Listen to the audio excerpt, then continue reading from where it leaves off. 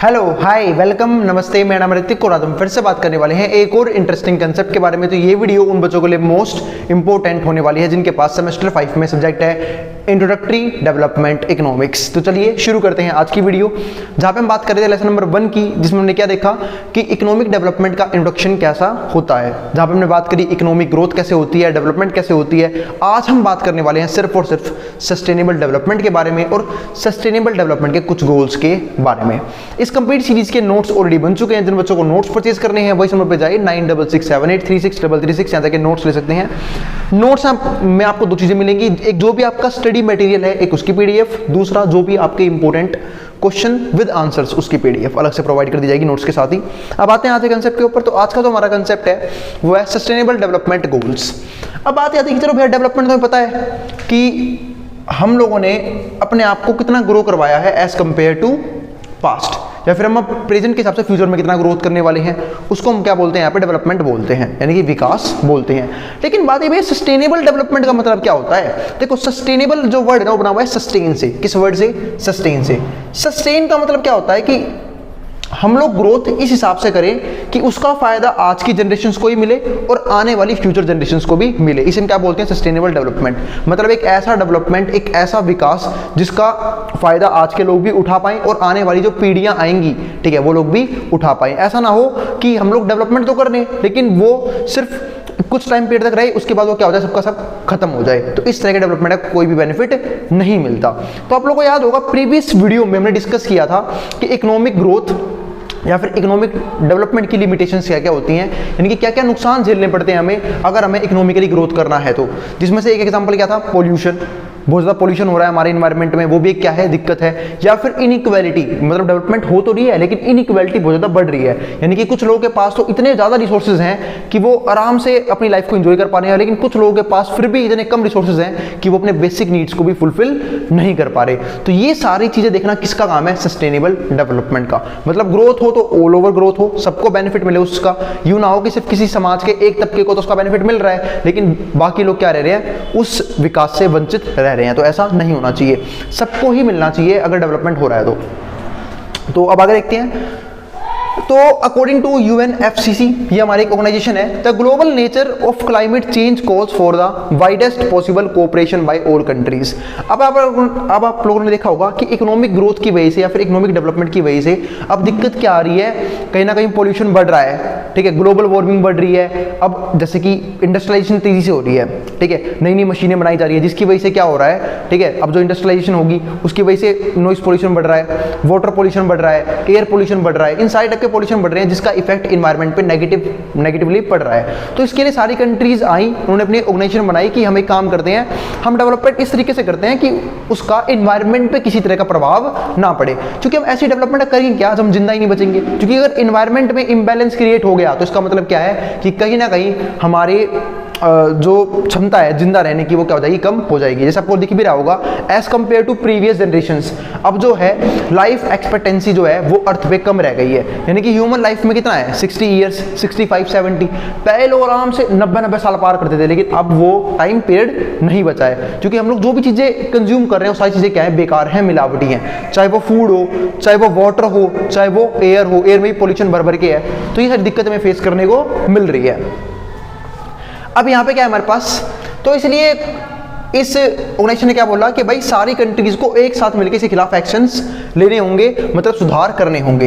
And their participation in an effective and appropriate international response. और यही नहीं कि सिर्फ इन सारी प्रॉब्लम को समझे, उसके लिए इफेक्टिवली काम भी करना होगा ताकि हम एक एक करके इन सारी प्रॉब्लम्स को दूर कर पाएं। इसके बाद क्या है हमारे पास, appropriate international response with a view to accelerating the reduction of global greenhouse gas emissions, ताकि जो भी ये ग्रीन हाउस गैसेस निकल रहे हैं, ग्रीन हाउस गैसेस यानी कि कार्बन डाइऑक्साइड बहुत ज़्यादा हो रहा है, जिसकी वजह से देखा होगा आप लोगों ने कि टेम्परेचर जो है वो फटाफट क्या हो रहा है, राइज कर रहा है ग्लोबल वार्मिंग की वजह से। अब ठंड होती बहुत कम है, सिर्फ गर्मियाँ ही गर्मियाँ होती हैं। तो इस ये कैसा इफेक्ट है, ग्लोबल वार्मिंग का इफेक्ट है, यानी कि ग्रीन हाउस इफेक्ट बोलते हैं हम इसे। तो ये सब क्यों हो रहा है, क्योंकि फटाफट डेवलपमेंट की वजह से हम लोग जो है इन्वायरमेंट को बहुत तेजी से अफेक्ट कर रहे हैं। ठीक है, अब आगे देखते हैं 1 मिनट के लिए, पहले हम यहाँ तक उतार लो।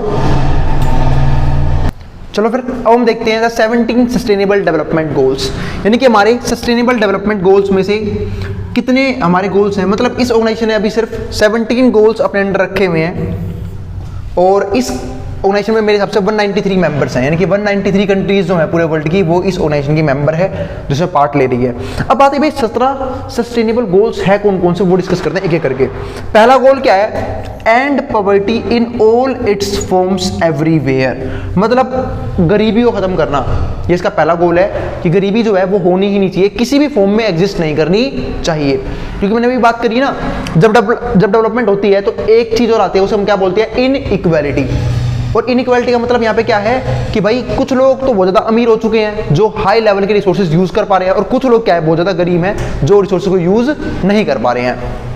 इसके बाद क्या आएगा हमारे पास, अगला पॉइंट जो आएगा वो आएगा and hunger, achieve food security and improved nutrition and promote sustainable agriculture. अब देखो ध्यान से, एक तो एंड हंगर यानी कि हमें जो है भुखमरी बिल्कुल खत्म करनी है, कि कोई भी पर्सन जो है वो खाने की वजह से उसकी डेथ नहीं होनी चाहिए। क्योंकि पहले देखा गया जब भी किसी तरह के फैमाइन आते थे तो बहुत से लोग सिर्फ भुखमरी से मर जाते थे, तो उस तरह की दिक्कतें नहीं होनी चाहिए, तो हंगर खत्म हो जाएगा।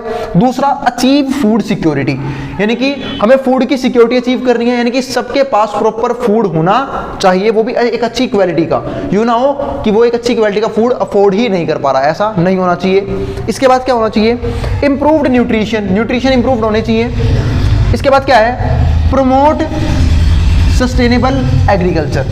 अब ये क्या है, प्रमोट सस्टेनेबल एग्रीकल्चर, इसका मतलब है कि एग्रीकल्चर हो तो, पर इस तरीके से हो कि हम क्या कर पाए, यहाँ पे एग्रीकल्चर को सस्टेन कर पाए। फॉर एग्जांपल मैं आपको याद दिलाता हूँ कि कुछ टाइम पहले ना एग्रीकल्चर में एक रिवॉल्यूशन लेके आया गया था, वो था ग्रीन रिवॉल्यूशन। अगर आप लोगों ने पढ़ा हो तो ग्रीन रिवॉल्यूशन में किसानों ने HYV सीड्स यूज किए थे। क्या यूज किए थे, HYV सीड्स, यानी कि high yielding variety seeds use किए थे। अब उनके लिए उन्हें बहुत ज़्यादा वाटर की रिक्वायरमेंट थी, उनके लिए उन्हें बहुत ज़्यादा न्यूट्रिएंट्स यानी कि बहुत ज़्यादा उन्हें फर्टिलाइजर्स वगैरह यूज़ करने पड़ते थे। लेकिन हुआ क्या, कुछ टाइम के लिए तो प्रोडक्शन बढ़ गई, लेकिन अब अगर सेम लेवल पे प्रोडक्शन करनी थी तो हमें और ज़्यादा न्यूट्रिएंट्स डालने पड़ते थे, जिसकी वजह से धीरे धीरे क्या हो गई, ज़मीन बंजर होनी शुरू हो गई। तो इसलिए यहाँ पे क्या पॉइंट आया कि एग्रीकल्चर हो तो, पर इस तरीके का हो कि हम उसे सस्टेन कर पाए, यानी कि सस्टेनेबल एग्रीकल्चर होना बहुत ज़रूरी है। इसके बाद अगला पॉइंट क्या आता है हमारे पास, तीसरा, वो आता है ensure healthy lifes and promote well being for all at all ages. इसका मतलब जो भी पर्सन है वो हेल्थी होना चाहिए, वो मेल न्यूट्रिशन का शिकार नहीं होना चाहिए, यानी कि वो ऐसा ना हो कि कुपोषित हो, ठीक है, प्रॉपर उसे फूड ना मिल रहा हो, इस ये दिक्कतें नहीं होनी चाहिए उसके अंदर, ठीक है। तो उसे प्रॉपर तरीके से फूड वगैरह मिलता रहना चाहिए। जैसे कई बार क्या होता है, जो फीमेल्स है वो मेल न्यूट्रिशन का शिकार बन जाती है, यानी कि उन्हें भी कई बार क्या होता है, प्रॉपर तरीके से फूड नहीं मिलता, प्रॉपर तरीके से न्यूट्रिशन नहीं मिलता। तो जो बेबी होते हैं ना उनके, वो भी क्या होते हैं, इमेच्योर होते हैं। ये इंपैक्ट हमें बहुत ज़्यादा मात्रा में देखने को मिलता है। इसके बाद हमारे पास क्या आता है, अगला point, ensure inclusive and equitable equality quality education. मतलब जब एक बार फूड की दिक्कत खत्म हो गई, मतलब फूड सबके पास प्रॉपर मात्रा में अवेलेबल है, फूड सबके सब कंज्यूम कर पा रहे हैं, न्यूट्रिएंट्स सबको प्रॉपर तरीके से मिल रहे हैं, अब अगला सबसे इंपॉर्टेंट चीज आती है एजुकेशन प्रोवाइड करना। मतलब एजुकेशन, एक अच्छी एजुकेशन, सिर्फ ये नहीं कि कुछ भी पढ़ा दिया, अच्छी एजुकेशन प्रोवाइड करना भी क्या है, ठीक है, ये जिम्मेवारी है एक कंट्री की कि हर एक पर्सन को क्या मिले, एक अच्छी एजुकेशन मिले एक स्टेज तक, ताकि वो अपनी लाइफ को एक अच्छी जगह लेके जा पाए। तो वही चीज यहाँ पे है। तो ensure inclusive and equitable quality education and promote life long learning, और उसे लाइफ लॉन्ग लर्निंग भी मिलनी चाहिए, ठीक है, ताकि वो अपनी लाइफ में हमेशा एक बेटर जगह परफॉर्म कर पाए। और अपॉर्चुनिटीज तो हमेशा अवेलेबल होनी चाहिए, ऐसा ना हो कि किसी पर्सन को तो बहुत ज्यादा अपॉर्चुनिटीज मिल गई और किसी को अपॉर्चुनिटी ही नहीं मिल रही है अपने आप को शो करने के लिए। जैसे कई बार क्या होता है, लोगों को प्लेटफॉर्म्स ही नहीं मिलते हैं। वैसे आज के टाइम में दिक्कत नहीं है, आज के टाइम में प्लेटफॉर्म्स भरे पड़े हैं, अगर किसी के पास टैलेंट हो तो वो किसी भी प्लेटफॉर्म पे आके उसे एग्जीक्यूट करके उससे पैसे अर्न कर सकता है। अब आते हैं अगले पॉइंट पे। तो ये हमारे क्या थे, 4 पॉइंट किसके, सस्टेनेबल डेवलपमेंट गोल्स के। इसके बाद जो हमारा 5th पॉइंट है वो क्या है, अचीव जेंडर इक्वालिटी। भाई जेंडर इक्वालिटी भी होना बहुत जरूरी है।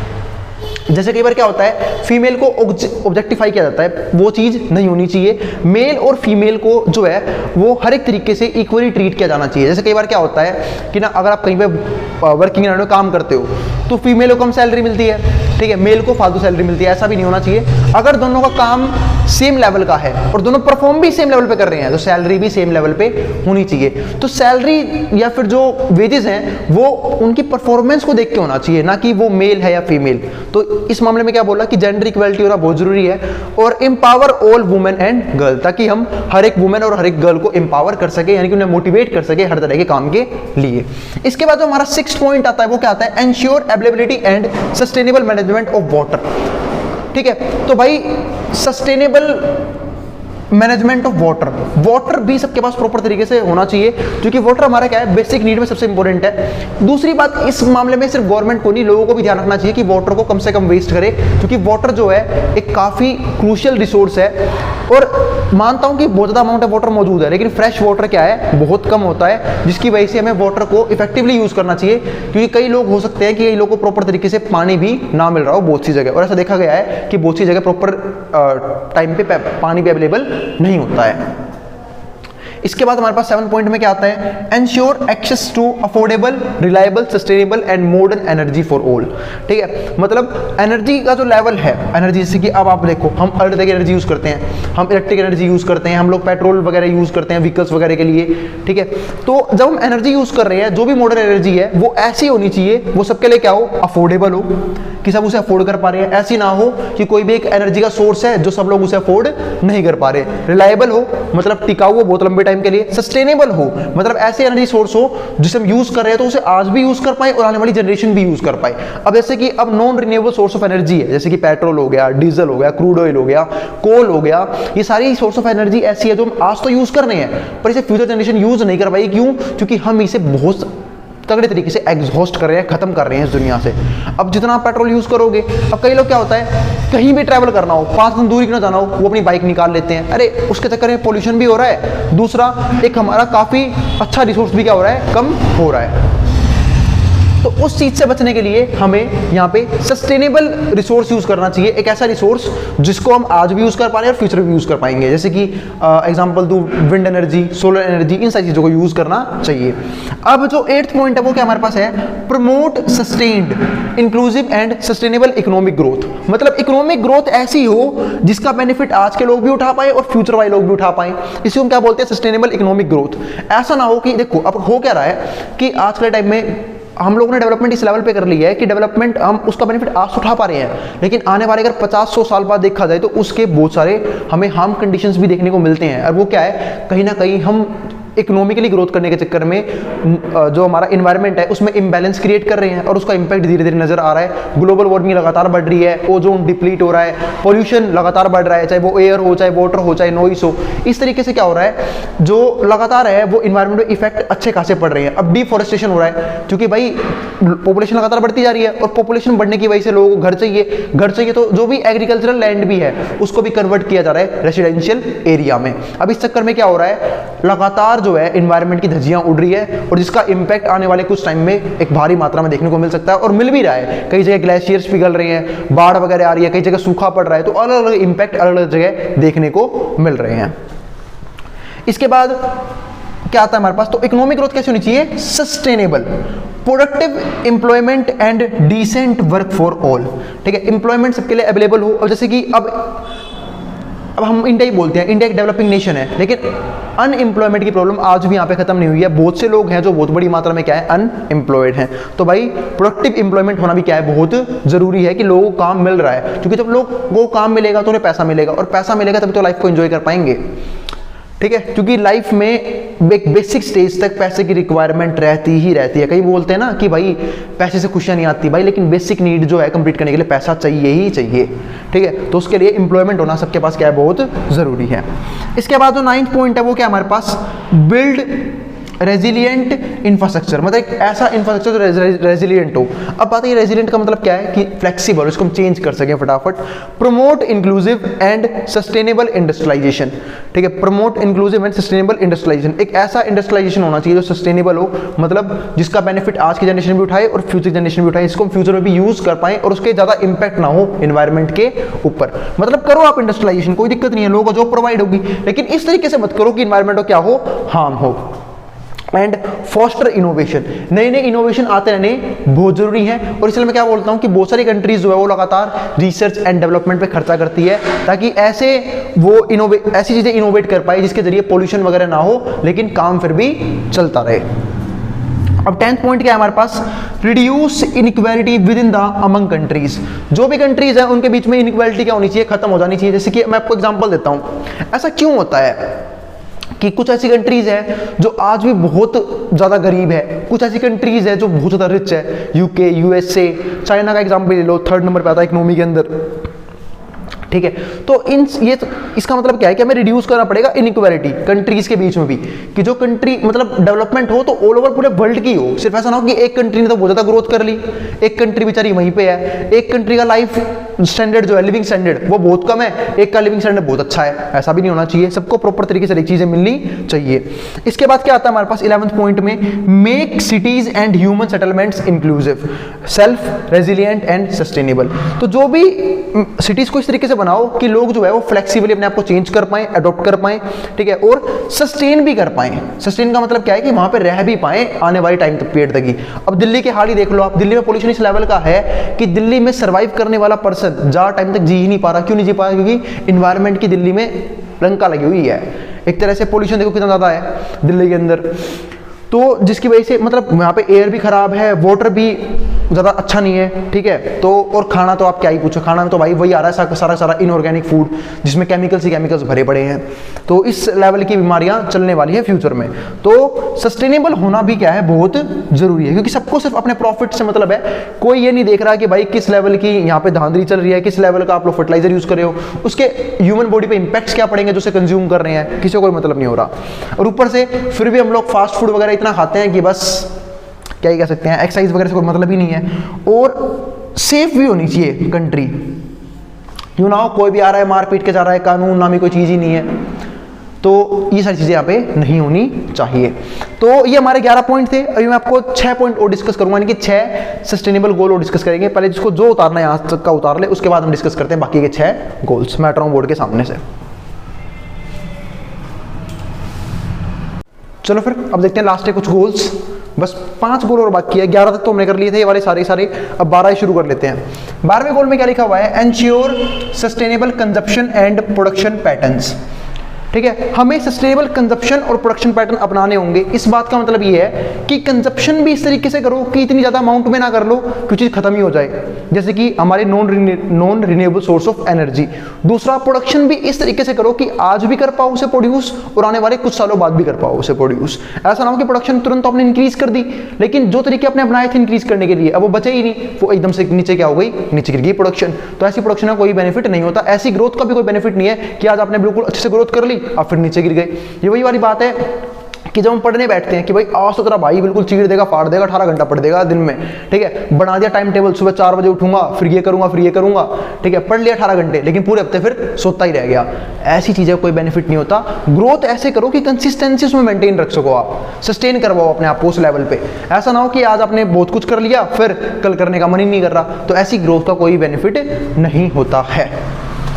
तो यही चीज यहाँ पे है कि कंजप्शन और प्रोडक्शन पैटर्न इस तरीके की होनी चाहिए ताकि हम उसे सस्टेन कर पाए। 13वें पार्ट में क्या आता है हमारे, मतलब 13वें गोल में क्या आता है, take urgent action to combat climate change and its impacts. अगर किसी तरह के क्लाइमेट चेंज जो है वो आ रहे हैं तो उसके लिए तुरंत एक्शन लो ताकि उस चीज का इफेक्ट ज्यादा देखने को ना मिले। सपोज करो आपकी वजह से अगर मान लो कोई इंडस्ट्री है जो हार्म कर रही है पूरे ऑल ओवर वर्ल्ड को, तो उसे तुरंत हटाओ वैसे इंडस्ट्रीज को जो पोल्यूशन बहुत ज़्यादा करती है या फिर किसी तरह के ऐसे एक्शंस ले रही है जिसका इंपैक्ट पूरे वर्ल्ड को देखने को मिल रहा है। तो ऐसी चीज़ों को तुरंत हटाओ। तो ये चीज़ भी क्या है, बहुत ज़रूरी है। तो कॉम्बैट क्लाइमेट चेंज जो भी आ रहे हैं या फिर जो भी उसके इंपैक्ट देखने को मिल रहे हैं उसके लिए तुरंत एक्शन लो। 14th पार्ट में क्या आता है हमारे पास, conserve and sustainably use the ocean, seas and marine resources.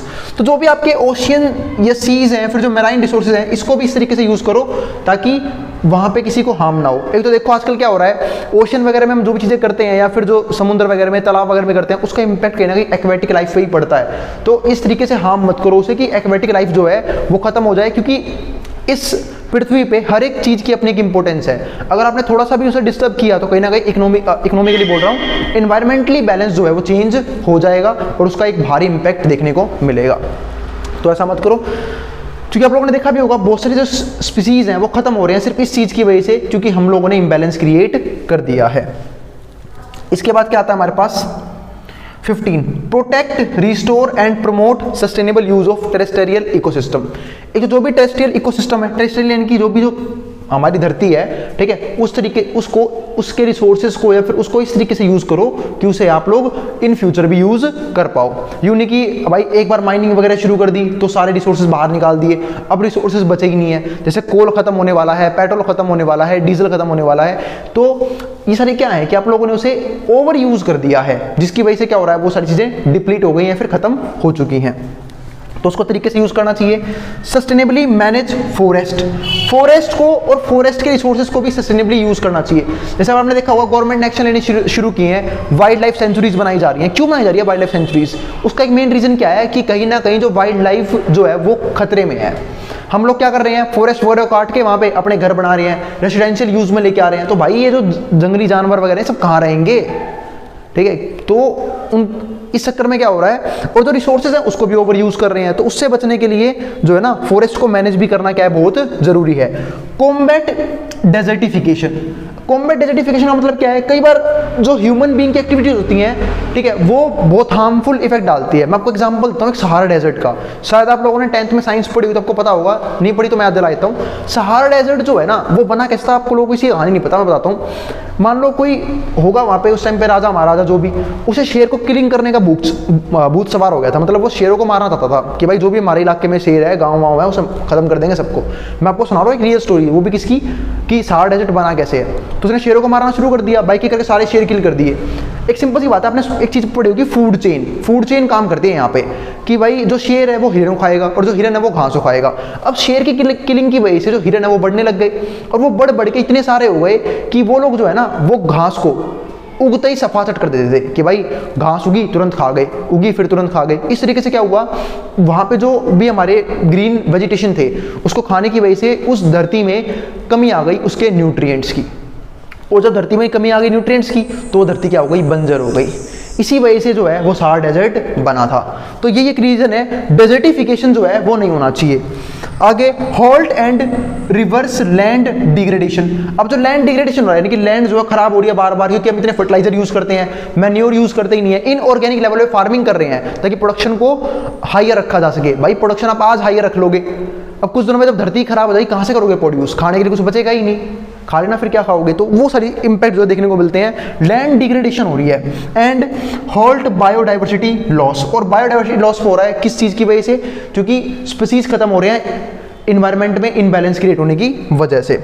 अब जो हमारा 16 पॉइंट वो क्या है, वो है promote peaceful and inclusive societies for sustainable development and provide access to justice for all, build effective, accountable and inclusive institutions for at all levels। मतलब एक ऐसी सोसाइटी बननी चाहिए जहाँ पे शांति ही हो, ठीक है, प्रॉपर लोग डेवलप कर पाए, ठीक है, कोई किसी को हार्म ना करे, ठीक है, और हार्म अगर करे भी तो लॉ एंड ऑर्डर प्रॉपर तरीके से हो वहाँ पे, उसे जस्टिस दिलाने के लिए। आजकल देखो आप हमारी कंट्री में क्या हो रहा है, अगर मैं इंडिया का एग्जांपल दूं, इंडिया में किसी अंदर कोई खौफ नहीं है क्राइम को लेके।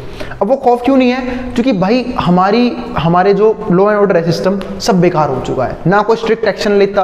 खासकर जो क्राइम होते हैं, सारे रेप वगैरह होते हैं, मर्डर होते हैं, इनके पीछे वही नहीं होता, ना तो लॉ एंड ऑर्डर कुछ करता, ना हमारे पुलिस वाले वगैरह कुछ करते, सबके सब जो है पैसे खा के बैठ जाते हैं। आधे से फालतू ऑफिसर जो है करप्ट हो रखे हैं, इसके चक्कर में क्या हो रहा है, कहीं ना कहीं नुकसान झेलना पड़ रहा है। अब क्योंकि एक सिंपल सी बात है, आप अगर मैं कंपैरिजन करूं अपनी इंडिया कंट्री का दुबई से, अब दुबई में देखो कितने कानून कितने स्ट्रिक्ट हैं, वहां पे ऐसा कोई क्राइम होगा ना वो तो बेड़ा गर्क कर देंगे उस पर्सन का। लेकिन हमारे इंडिया में क्या है, ऐसा कोई भी रूल नहीं है। जब इतने स्ट्रिक्ट कानून नहीं है तो लोग क्या सोचते हैं कि क्राइम कर भी लेंगे फिर बच जाएंगे, तो इसलिए उनके अंदर डर ही नहीं है, खौफ ही नहीं है लॉ का किसी भी तरह का। तो अब इसकी वजह से क्या हो रहा है, अगर एक सिंपल सी बात है, अगर यहीं पे ऐसे क्राइम्स में अगर इफेक्टिवली तुरंत जो है सजा मिल जाए पर्सन को, तो क्या जिनकी सोच ऐसे लेवल पे चलती है और आराम से शांत हो जाएंगे वो सारे के सारे। उन्हें पता है कि गवर्नमेंट काफी स्ट्रिक्ट हो चुकी है, तुरंत मार देगी, गोली मार दो चढ़ाई पे ले जाके ऐसे लोगों को, ठीक है। खासकर जो कुछ क्राइम जो काफी ज्यादा क्या होते हैं, हीनियस होते हैं, बहुत ज्यादा बेकार होते हैं, ठीक है, चाहे मर्डर को लेके हो, रेप को लेके हो, ऐसे क्राइम्स,